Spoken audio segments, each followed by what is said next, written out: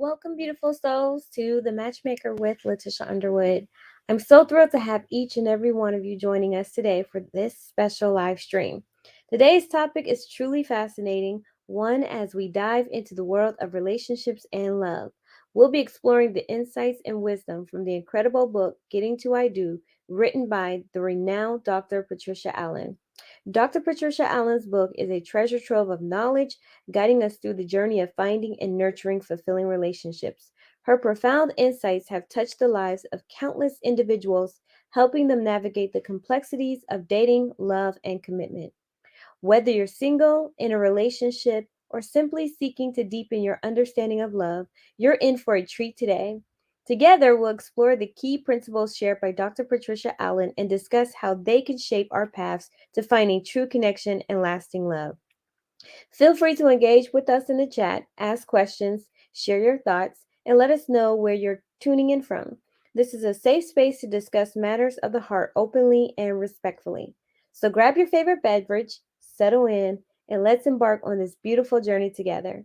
Together, we'll discover how we can all get closer to I do and create loving relationships that stand the test of time. Thank you for being here with us, dear viewers and subscribers. Let's make this live stream an unforgettable experience. Now let's dive into the pages of Getting to I Do and explore the transformative power of love.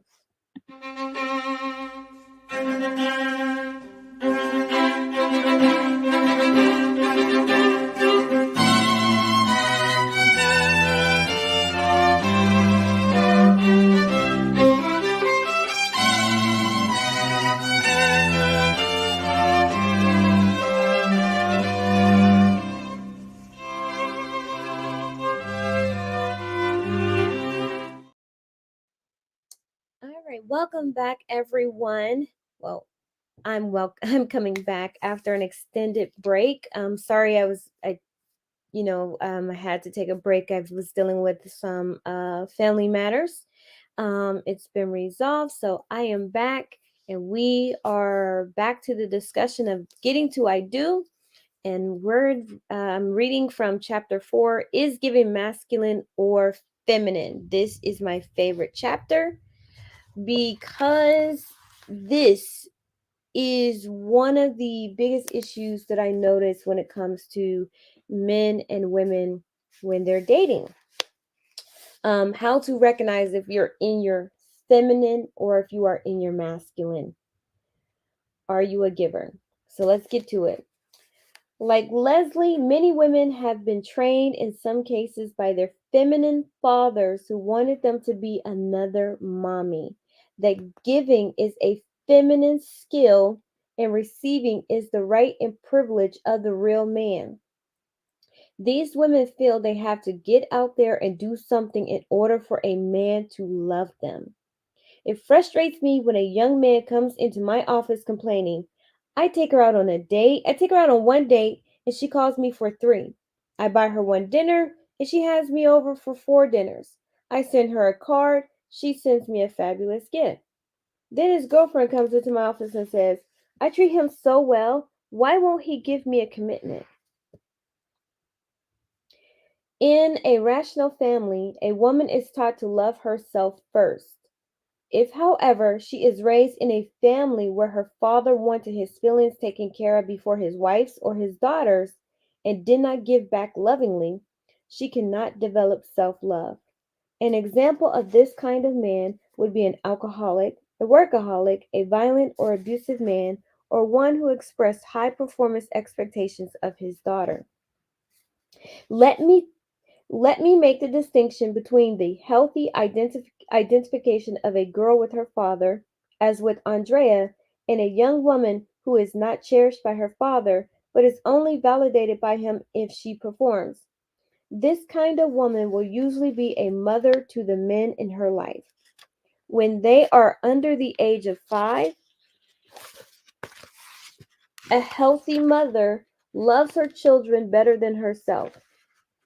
However, when the children get older, she'd better start switching back to being self centered.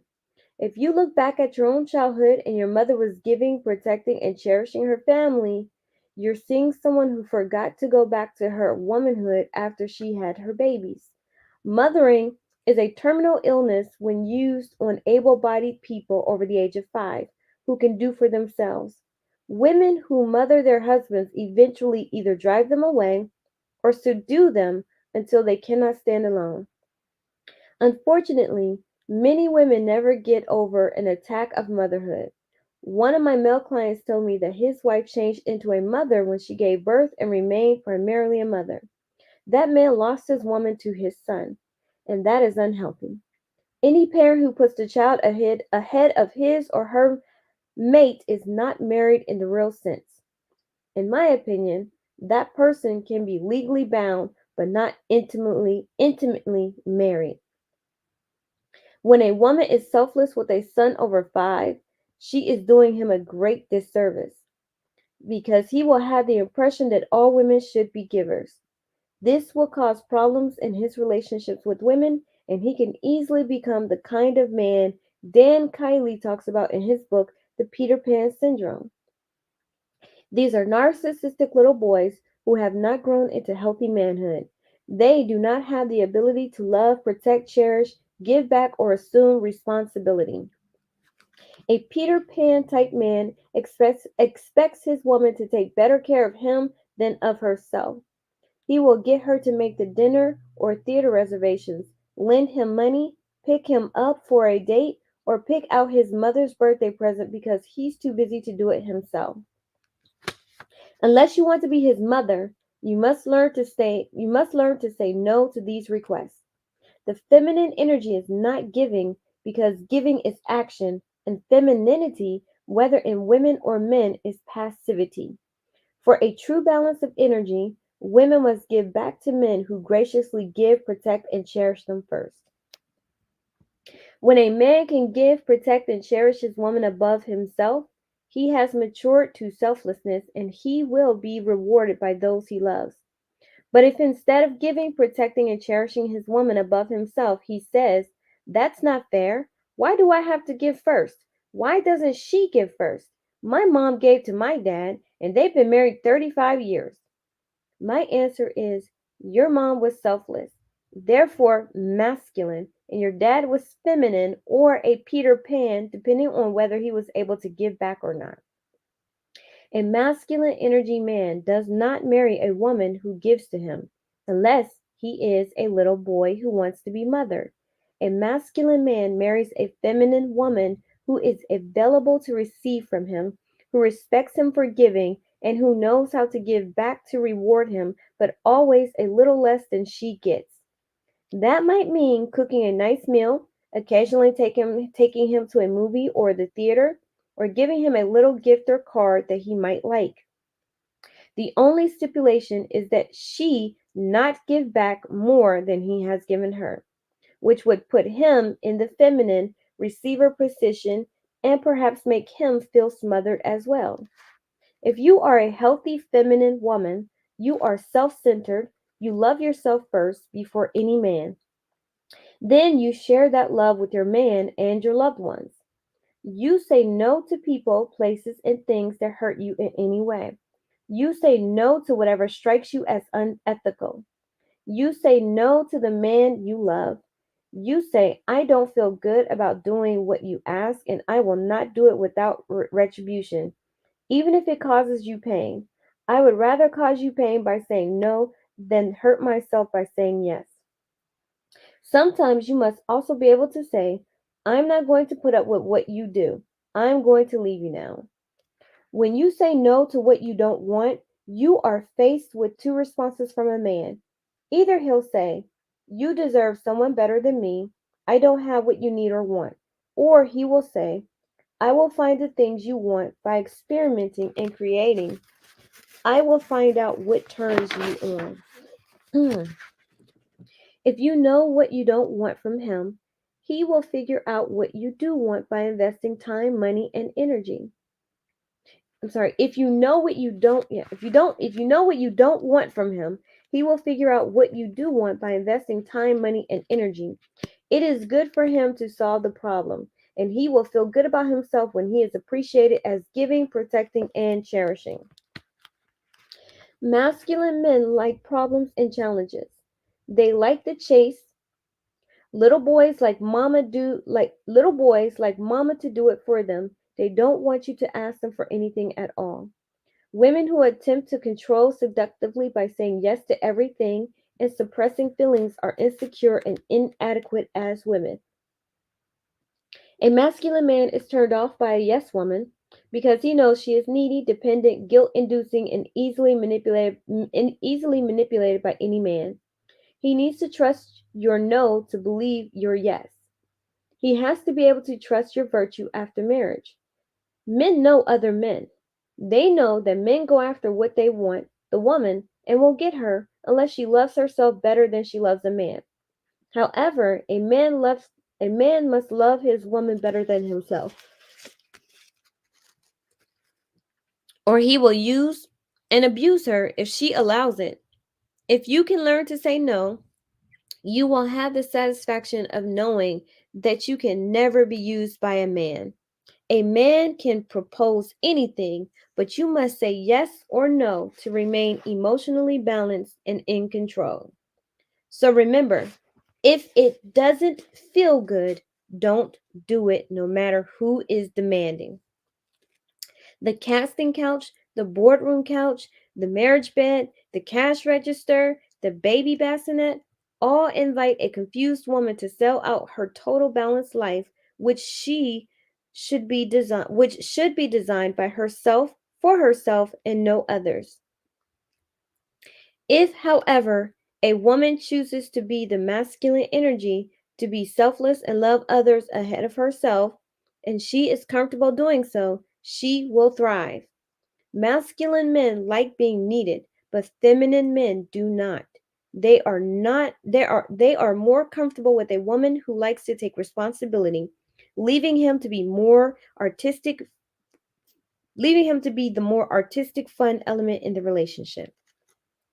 Both styles are appropriate for their complementary woman, a masculine energy man with a feminine energy receiving woman, and a feminine energy man with a giving masculine energy woman. One selfless giver and one self centered receiver make a perfect loop and a fertile medium for sex and romance. Fran, the manager of a beauty supply house, and Jack, who worked in an art gallery, met at a coffee house, liked each other, and exchanged cards. That's how y'all know it's old because people were giving out business cards. This book is old. As often happens, they intuitively sensed each other's sensitivity and found it magnetic. Jack generally felt more comfortable when the woman he was interested in took the risk to signal him that he was wanted. Fran felt the same way about men. Both put a priority on a magnetic feminine energy rather than dynamic masculine energy. Before the relationship could move forward, one of them had to decide to be masculine and speak up, asking for a date of some type. In this case, neither of them made the move, and the exchanged cards only reminded each of a lost chance. Dottie, a secretary, and Thomas, a policeman, also failed to have a relationship because both wanted to be in charge. They met through a dating service and had a good time on their first date. Although Thomas made it clear that he liked to be in control of a relationship and would be in touch with her, Dottie couldn't wait and called him a few days later, much to his annoyance. In fact, he asked her not to call again, and he never again called her. Dottie had to learn that she must either find a feminine man who likes being chased or be a feminine woman who will wait to be chased. In my seminar, Dottie learned that she really preferred being the more passive feminine energy. At the same seminar, Arnold, an aspiring television writer, decided that he preferred to be the masculine leader with the feminine woman. They met one evening at the social hour I hold after each seminar. Dottie liked Arnold, smiled at him, and waited for him to approach her. He did approach and began talking, then asked her for a date, which she accepted. When Arnold began courting her by taking her out and buying her presents, Dottie managed always to give back less. which made Arnold feel good. They were opposites in energy and complemented each other enough to function without many collisions or power plays. If you are a given masculine energy woman who wants to go feminine, stop giving and sit passively until he gets the message and talks to you about negotiating a more balanced deal. Don't give advice, since that is more giving.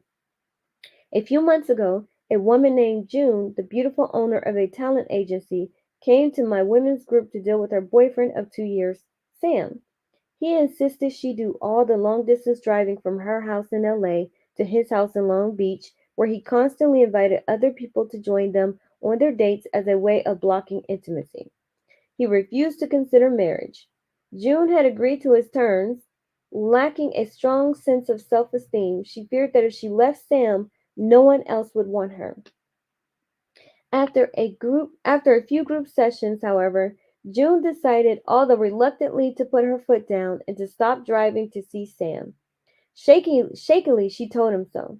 He immediately began driving to see her. June found that the less she gave to Sam, the more he gave to her, and as a result, June began to feel more desirable and saw Sam as less so. In fact, she began to see him in a different light. He seemed superficial and shallow, and now, because she was more confident and grounded in her self love, she realized that this was not the kind of man she wanted to invest her life in. She made a very strong decision and broke off the relationship. Now, instead of calling Sam, she called group members when the urge to see him arose and duty dated to distract herself while waiting for a man who could offer her a better deal. What does this mean in terms of the stereotypical image of the self sacrificing woman? It means that image is wrong.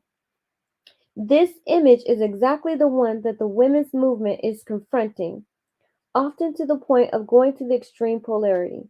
Sometimes women are advocating not only don't give, but don't even give back, or just be yourself. You don't need him and you don't need to compromise for him.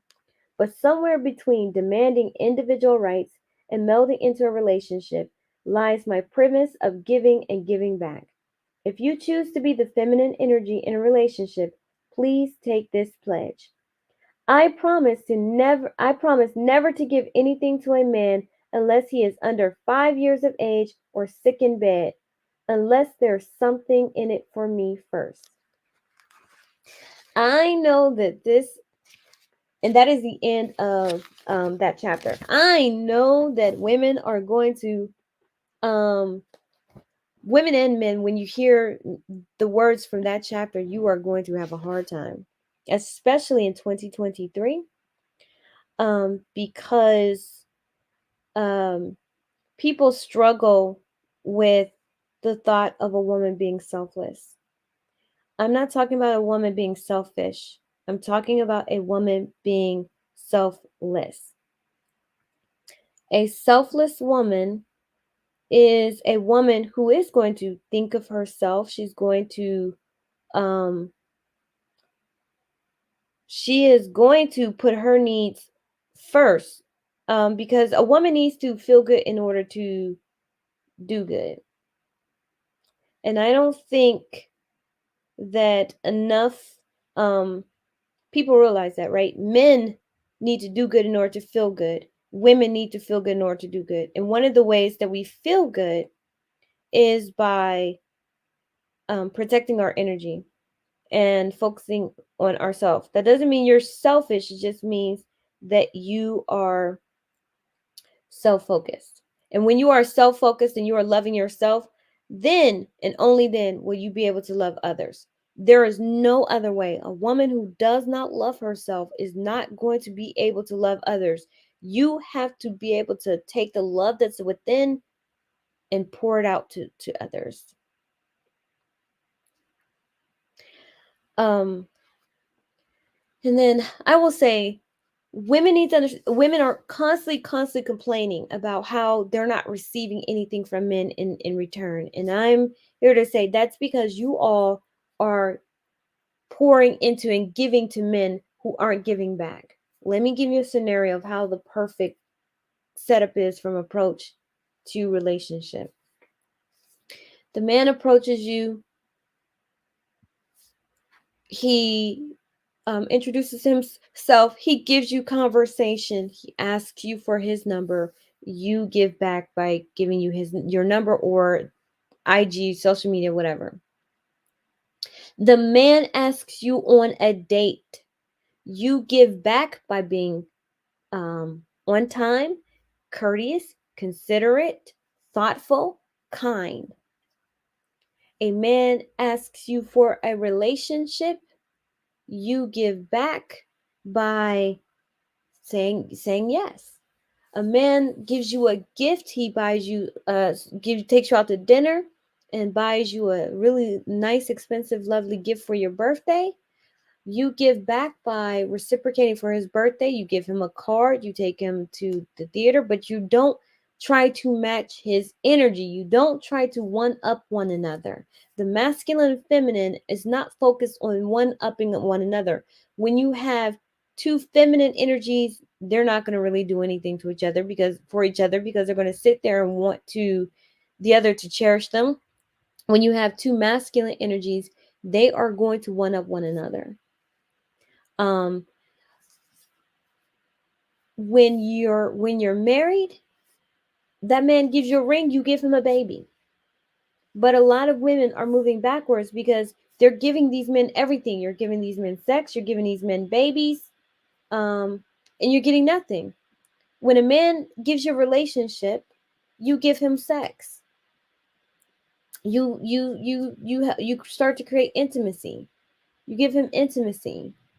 But women are doing these things regardless. A man talks to you and he calls you beautiful, and all of a sudden you want to give him sex. And then after you give him sex, you're expecting him now to start giving to you. If you are in a healthy, balanced relationship and you are the masculine woman, whatever you give to that man, the feminine man should be giving back to you. You should be feeling like you're being respected for what you do. Selfish, narcissistic men, self-centered men are not good. This is why it's different. You need to differentiate between the self-centeredness of a man and the self-centeredness of a woman. The self-centeredness of a woman allows her to be able to pour out her love that she has for herself to others. The self-centeredness of a man does not do that. Is not capable of doing that. So men who are selfish, self-centered, egotistical, and narcissistic, those men have suffer from the Peter Pan syndrome. And Peter Pan syndrome, for those of you did not really catch it in the book or understand when I read it, is a man who has not grown up into a boy. He is expecting of a woman to just do everything that his mother has done. The way that you can recognize a Peter Pan man is a man who says, well, my mother did it. Well, my mother did this and my mother did that and my mother did everything. And so now he is expecting for the woman to do the same. He has not stepped into his masculine frame. He does not understand what it means to be a man. I don't care how masculine he seems, right? How much of a real man he appears.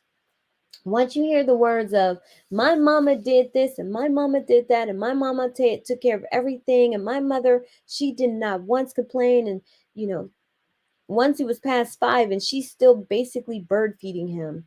She's washing his clothes as a young man. She's washing his clothes as a teenager, making up his bed, feeding him, cleaning up after him.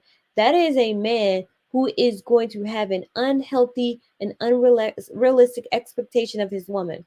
That is a man who is going to sit there and have his woman work and still take care of him and not him taking care of her. Know the difference between a Peter Pan man and a feminine man, because a feminine man is a good man who gives back. He just does not like to be in the lead. He does not like to be in control. He does not like to take charge. He doesn't need to be respected. He just wants his feelings cherished.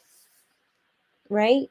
So that's a difference. And not all feminine, not all, and there are Peter Pan men and that's the difference between the Peter Pan man. He's neither masculine nor feminine. He's just a little boy who has not decided which role he wants to play.